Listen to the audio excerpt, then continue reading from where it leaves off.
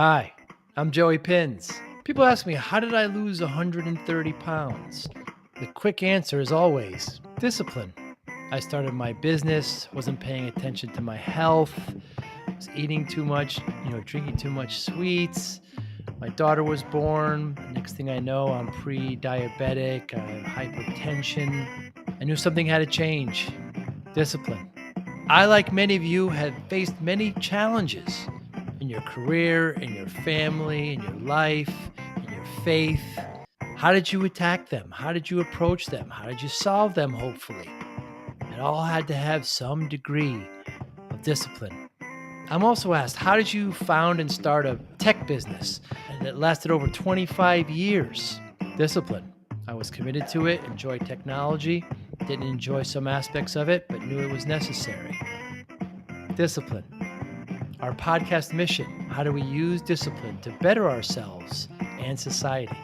Join me, please, as I talk to interesting people and discuss how they use discipline in their family, in their passion, in their careers, and how it helped them. Our podcast vision: growth through learning from others. Joey Pinz Discipline Conversations. It'll be light and serious. Join us, please. Thank you for consideration.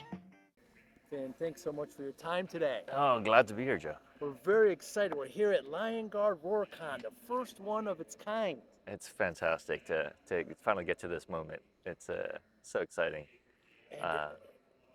It's the community that we've built, and all these folks are these are the ones that are really, into the cybersecurity side of things, really understanding how IT and security work together to make sure that we build a safer world for everybody. Now you're one of the founders Yes. of LionGuard. Yes. How long has it been? We started kind of thinking through this problem in 2015. We didn't really go into developing a product in the company until about 2017, and so it's been about 7 years in market. And we're super excited to be able to continue to grow and get that idea out into the world.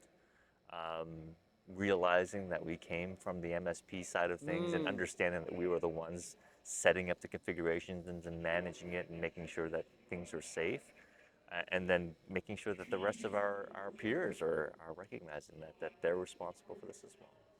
Yeah, 7 years has been a long time. Yeah. I mean, we've been through a whole pandemic. We have, indeed. in there.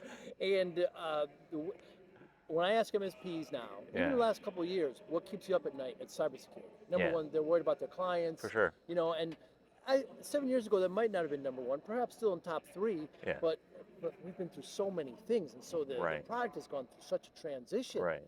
And so here we are at your big event. Yeah. What's your takeaway for the MSPs here today? I think that it is going to continue, the velocities continue to grow, the business requirements are going to be pushing the technical side of things forward, especially with cyber insurance and contractual, regulatory type of things that are in place. Statutory, of course. I mean, there are the laws that we have to abide by, but more and more every day, those contractual relationships, the promises that you make, the cybersecurity frameworks that you are having to live up to, the insurance policies, reading the fine print and ensuring that you are understanding what your customers are obligated to meet. That's the type of work that we have to do. We've always asked to be at the table where the business decisions are made, not just the IT guy that's coming in and fixing the problems, but being able to be a part of the strategic discussion to help businesses grow. And a part of that has to involve digging into the fine print, understanding the clauses, understanding all the things that you have to do as an IT provider to help that business grow and to stay safe financially as well as technically. All right, that's our responsibility now to be able to wrap our arms around that and to build resiliency for them. They're expecting that already. Kind of Joe. One of the things that Joe has always said is this: is like, you already do that, right? So it's one of those expectations that we kind of set at the forefront. Is like, you are protecting me while you're setting up my IT properly. Yeah. Now, you've changed management. Michelle has come on. Yeah. I always, this is my opinion here, but I think the founders of Google never get enough credit for at one point saying, hey, we can't do this anymore. Let's bring somebody on who Yeah. knows what they're doing. They brought Schmidt on. Yes. Yeah, Yeah. and they're still part of the board and everything, but they don't get enough credit for that. I mean, I don't know, Microsoft, Facebook, they probably should have done that. You know, my opinion, they probably should have done that too. What has that transition been like, having Michelle come on?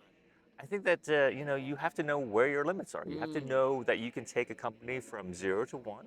You have to then recognize that that there are folks out there built for the next stage of certain parts of the growth of the organization, and you allows you. I mean, I'm super grateful for her to be able to allow us to focus and to be able to say, well, this is the direction that we're headed. This is how we get there as a team, and to build and enrich our current core values and to move that forward. And I think that is super important. And finding an external CEO to come in, that alignment to our core values is super important, to be able to understand how we drive the team and motivate them and make sure that they are, aligned to the mission.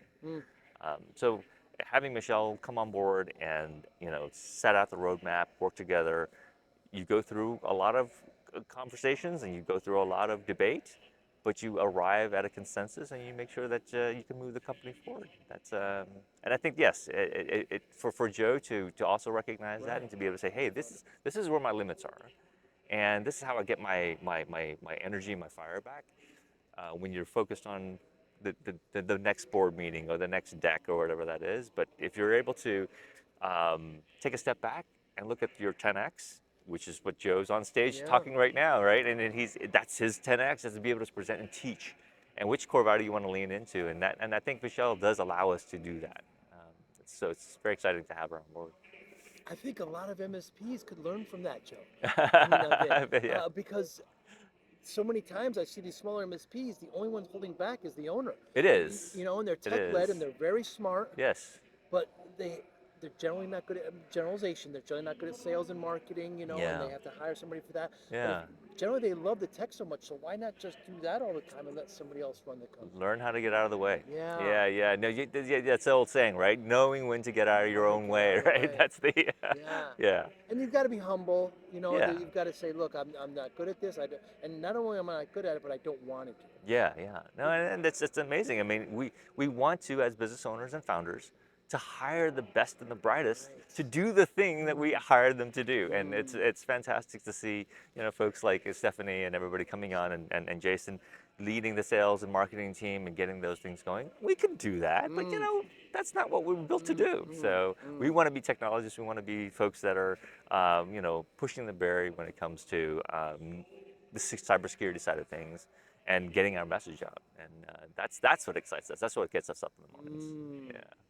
So, a decent amount of the MSPs that are here, by the way, we're in this fascinating, this great Dallas Cowboys. It's a fantastic venue. We're actually on a football field right now, Vin. It's incredible. We're on the 20-yard line here. Never would have thought this would happen. It's crazy. There are people kicking field goals. It's an indoor football field. Yeah, the training facility. I've never seen that. Yeah, There's 8 high schools that play here, they were saying. Yeah. It's about, I would say the majority, or whatever the number is, are current MSPs of the platform. What do you want them to come away with at a great conference like this? MSP, that the game is always changing. And that's one of the messages that we came out from a football field. It's, you're doing the blocking and tackling. You have to understand how to package and price it, right? That's the thing. You're doing all this work. How do you position it so that you can?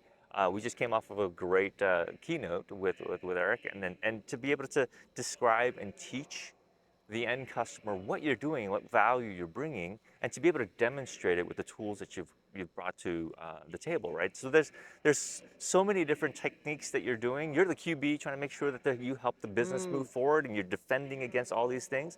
But the best QBs are the ones that are able to communicate well, to understand, okay, this is what we're doing. This is how we're going to move the ball down the field in an orderly fashion to help your business thrive, right? And LionGuard is just one of those tools. We just give maybe the security camera to give you the playback tape and to understand how things are situated at any given time.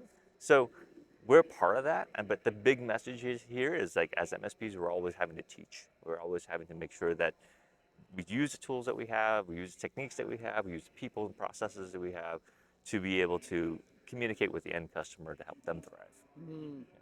What's coming up for LionGuard? What's on the roadmap? I think that's just going back to the basics, Mm. right? And we initially built the platform to ingest as much detailed and rich information as possible over time, and that was our greatest differentiator, to be able to look at the data, how it progresses, detecting change, and how it evolves and drifts naturally. That's just how IT environments work. And so what we understood is that with Joe and I kind of back in product, looking at how do people consume that data? How do our MSPs, how do we make it simpler? How do we make it so that our mission of getting that information to the end customer and getting past the acronyms, like what's MFA for? What does SPF mean? What's DKIM, DMARC? All these little things that you have, how do you lay it out in a way that can make sense? So it starts with asset inventory, just making sure that, do I have a list of things that I can verify, or I have a list of users that I can verify that are authorized to be in my environment? It's the basic stuff, right? But it's very, very difficult because of the surface area that we're having to deal with, all the various systems. We've noticed that within LionGuard, every environment has an average of 15 to 20 systems, and that's just the ones that we see. There's about 100 other systems that are unknown that these customers are actually using to drive their business, and we don't have visibility into that. And those are all the different attack vectors that can occur, and that's what we're trying to kind of eat on a daily basis, and to make sure that we're bringing that information so we can make it visible to the end customer, so that they have the ability to observe, to orient, to decide and act. And yeah. Did you come from an MSP? You mentioned your We did. I came from it about in an odd way. I ran a digital marketing agency prior to joining the MSP. We built websites, we built landing pages, sent out spam emails. We're responsible for that as well. Oh, you're That's the the type one. of work. Yes, exactly. We were doing those in the early 2000s, and I've known Joe since the fourth grade, so it's one of those things where we were collaborating with each other. And we went in and I helped build the brand and the website for the MSP and everything else. And then we started building larger sites and larger types of engagements. And it just was a natural fit to be able to bring the interactive and the business intelligence side of things into the MSP, the infrastructure management side of things. And so we were a consulting firm, figured out, hey, this is called managed services. So we started packaging it, and I was with a company called Channel Dynamics.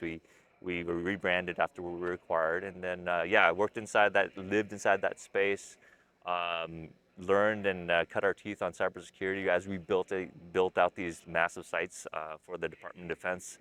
They held us to a higher standard, making sure that performance was a big deal for us, making sure that everything was running smoothly and usable. And after that, we took a step back and was like, how are all these cybersecurity incidents happening?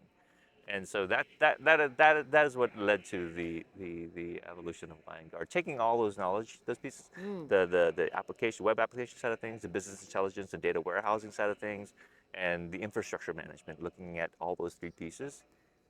So that's how LionGuard was born. Why work with MSPs? It's our channel. It's the folks that we know. It's that's the folks that we relate to, and we understand their struggles. We understand how they speak, what keeps them up at night. And MSPs are a great way to get to more in terms of surface area for end customers and businesses that need LionGuard. So you can go one by one with direct customers and things like that. But for MSPs, they are the ones that are managing at scale, and the platform is built to support scale. And it's not a one-off type of scenario. It can be used that way, obviously, but for MSPs, they need to be able to run optimally and efficiently. They are very